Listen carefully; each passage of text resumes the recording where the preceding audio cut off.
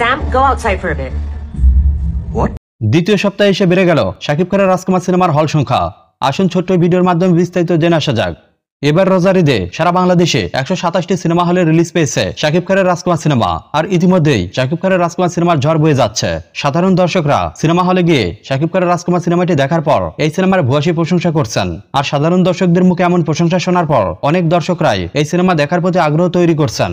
বলতে গেলে এবার ঈদে রিলিজ পাওয়া শাকিব খানের রাজকুমার সিনেমাটি খুবই সামাজিক একটি সিনেমা, যে সিনেমাটি পুরো পরিবার সহকারে একসাথে উপভোগ করা যায়। আর এই সিনেমাটি সামাজিক সিনেমা হয় মহিলা দর্শকদের পাশাপাশি পারিবারিক দর্শকদের ভিড় বেশি লক্ষ্য করা যায়। অনেকেই পুরো পরিবার সহ শাকিব খানের রাজকুমার সিনেমাটি উপভোগ করছেন।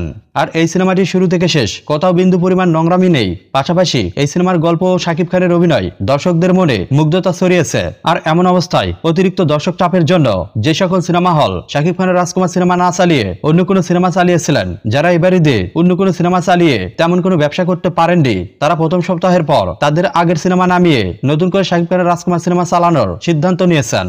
আর এই জন্য দ্বিতীয় সপ্তাহ থেকে শাকিব খানের রাজকুমার সিনেমার হল সংখ্যা বৃদ্ধি পেয়ে 127টি থেকে 135-এ দাঁড়িয়েছে।